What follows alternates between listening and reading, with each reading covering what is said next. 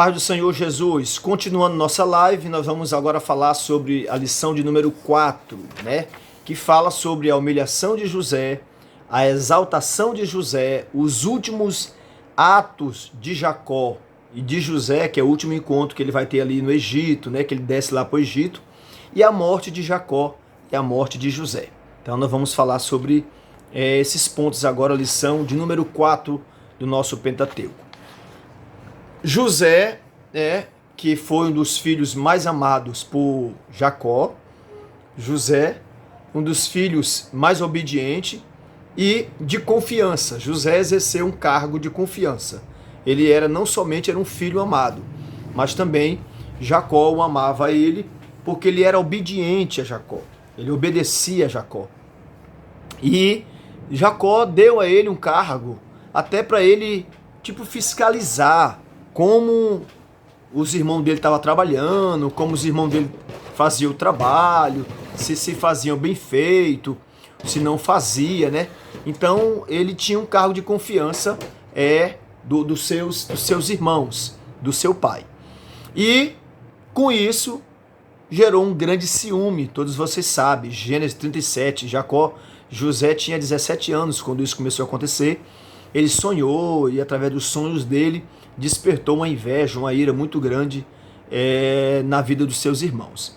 Mas a inveja dos irmãos de José não era apenas porque ele sonhava. Era porque também, na hora de Jacó fazer as túnicas para os filhos, ele deu uma maior, uma mais comprida, né, para José. E essa túnica maior, ela gerou e despertou uma inveja, um ciúme muito grande na vida de José. Daí então, tentaram lhe matar, Deus não permitiu, mas jogaram dentro da cisterna. Diz a Bíblia que ele foi jogado e passou um grande momento difícil. E um dos irmãos dele intercede, tira-o de lá e eles concordam de vender José aos midianitas, né? Um grupo de pessoas que ia passando ali, uma carruagem, uma caravana, que iria passando para o Egito, né? Os amalequitas ia passando por lá e foi vendido. Foi vendido por 30 ciclos de prata, né? Foi vendido pelos seus irmãos. E nessa venda que ele foi vendido para a casa de Potifar, a Bíblia diz que os midianitas compraram, né? Eu falei amalequitas, midianitas, né? Os midianitas que compraram José, tá bom? Desculpe aí, eu confundi os nomes. E foi vendido, foi para a casa de Potifar, e a Bíblia diz, Gênesis 39, é interessante, que 4 vezes a expressão se repete a mesma. O Senhor era com ele. Gênesis 39. O Senhor era com ele. Né? Pois cometeria eu tamanha maldade, pecaria contra Deus? Foi essa a resposta de José para a mulher de Potifar quando ela quis atacá-lo. Na verdade, atacou. E ele ficou nas mãos da mulher de Potifar, um pedaço de uma túnica, e ela acusou José de violar ela, de tentar agarrá-la, enfim. Você sabe que na casa de Potifar, Deus era com ele, Deus abençoou, Deus prosperou tudo, mas a mulher de Potifar, o diabo, né, o inimigo, usou ela para tentar destruir, né, caluniar, matar, derrubar o jovem José. Então José chega na casa de Potifar, Deus abençoa. Porém, acontece esse problema da acusação da mulher de Potifar e ele foi preso, né? Claro, ele foi preso, foi levado para o Egito e lá ele foi preso. Diz a Bíblia que na prisão, José começa a desfrutar amizades com as pessoas que estavam lá, os presos, né? Deus começa a abençoar. E de repente 2 homens, um copeiro e um padeiro, né? Um copeiro e um padeiro têm sonhos. E José interpreta o sonho desses homens, né? Deus abençoa José, ele interpreta, fala que o padeiro, durante 3 dias, vai ser enforcado, vai ser morto, e o copeiro voltará para o palácio para exercer sua função. Enfim, Deus começa a abençoar a vida de José, né? A humilhação dele começa a entrar no caminho diferente, porque depois que Deus revela esse sonho para José, do padeiro e do copeiro, ele começa a tomar outro rumo agora no seu ministério. E José é humilhado pelos irmãos, é vendido, os midianitas o compram ele lá para a casa de Potifar, lá ele é acusado como estuprador, como uma pessoa que tentou agredir, violentar, agarrar à força a mulher de Potifar, e de lá ele vai preso, passa humilhação, sofre, uma perrenha muito grande, uma solidão, abandono, injustiça, acima de tudo, mas Deus começa a abençoar. O copeiro que José interpretou o sonho voltou para o palácio e começou a trabalhar. Nesse trabalho, um dia o rei tem um grande sonho que lhe perturbou muito. E a Bíblia diz que Faraó não lembrava desse sonho. O sonho de José, o sonho de Faraó foi tão grande, tão forte, que nem ele entendia. Chamou os adivinhadores, chamou os feiticeiros, nenhum interpretaram.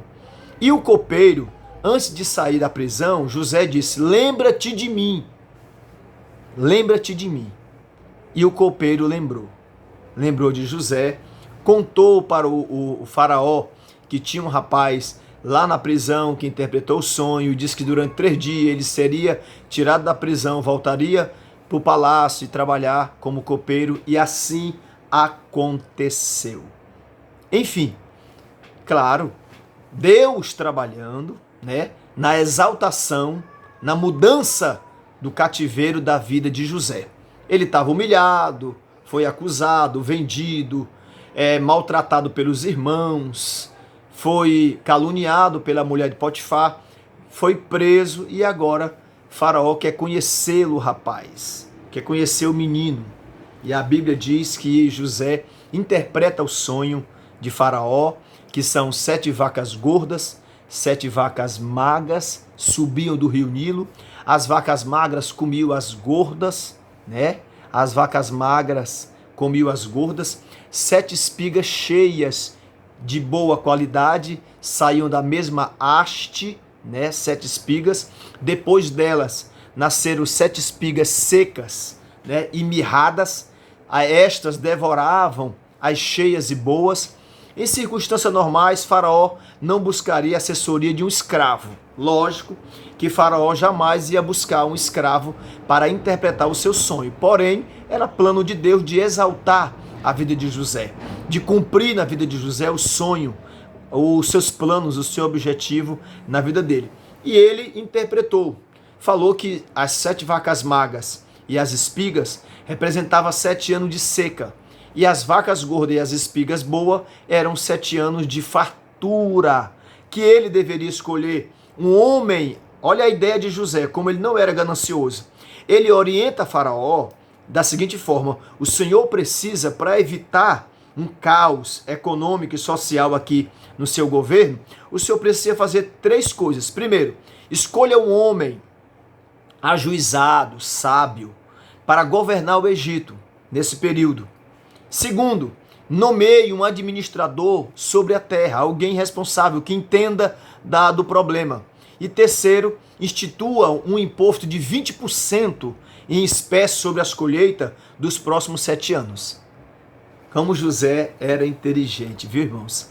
Como nós precisamos hoje de políticos assim, inteligentes, que vise o bem do povo, que vise estratégias, que venha articular planos e projetos bons, que venha beneficiar a população, o povo, diante do caos, diante dos problemas sociais que na época já existia, e como nossos dias também de hoje. E isso o grande Faraó fez, acatou o que José lhe aconselhou. Agora veja, de escravo, acusado pela mulher de Potifar, de prisioneiro, agora estava ao lado do grande rei Faraó, aconselhando o faraó a tomar decisões corretas. E ele tomou, né? E colocou José para governar o Egito. José começou a governar o Egito, né? Recebeu um novo nome, Zafenate Paneia, é o nome dele, quer dizer Salvador do mundo. Deus tem o seu próprio tempo e o seu modo peculiar para fazer cumprir os seus desígnios. Tá bom, meu irmão? Você que tem promessa de Deus, você que tem promessa do Senhor, não importa como tu está, não importa o que tu vai passar, se Deus te prometeu, Ele é fiel para cumprir a sua palavra. Amém? Deus agora vai começar a trabalhar na exaltação de escravo, de prisioneiro. José passa a ser governador. E aí Deus começa a abençoar a vida de José. Porque José é um exemplo, né? Ele é um exemplo para todos nós. Exemplo de amor, de obediência, de perdão, de superação, de provação, de espiritualidade. É um homem que realmente tem muitas coisas que nós podemos aprender com ele, tá bom? Os últimos atos de Jacó e de José, Jacó faz parte, Jacó com a sua família, ele parte para o Egito, né? Porque a fome na região alcançou todos e somente no Egito é que tinha comida fartura. E Jacó teve que descer para lá, até porque José ficou com um dos irmãos, né? José pediu a presença de Benjamim para que ele forçasse a ida de Jacó lá para o Egito e assim ele tem um encontro com seu pai. E assim aconteceu, né? Deus abençoou, Jacó teve encontro com José lá no Egito. Deus abençoou, Jacó encontra com seu pai. A cena do reencontro foi muito emocionante, muito comovente, né? É como se fosse um milagre Jacó ver o filho dele, que outra hora a notícia é que ele tinha sido morto pelas feras, pelos próprios irmãos. Agora José está de frente do seu pai. E isso, irmãos, é uma obra extraordinária de Deus. Deus é fiel para cumprir com as suas promessas nas nossas vidas, né? A forma como José apresentava seu velho pai a Faraó demonstra o profundo amor e respeito que ele sentia pelo seu pai, o patriarca Jacó. Por isso que Jacó sempre o amou, porque José era um jovem na época, 17 anos, quando começou a desenvolver o trabalho, e agora com 30 anos de idade, quando assumiu o governo no Egito, permaneceu respeitando e amando a família e o seu pai. Muito bem. A morte de Jacó e a de José, né? O velho patriarca Jacó parte, né? Adoece, abençoa seus filhos, né? Mesmo desfrutando do melhor do Egito, Jacó, juntamente com a sua família, jamais perdeu a visão do futuro.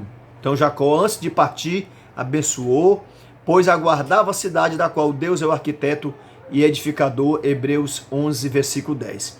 Tampouco ele se esqueceu da promessa de que Israel seria uma nação que herdaria a terra de Canaã, Gênesis 48. Então Deus abençoou e Jacó abençoou todos os seus filhos, inclusive José. Mas José também morre, né? Parte para a glória.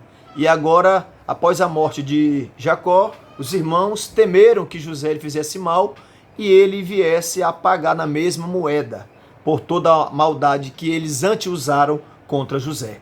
Ajoelharam diante dele e ofereceram-se como escravo.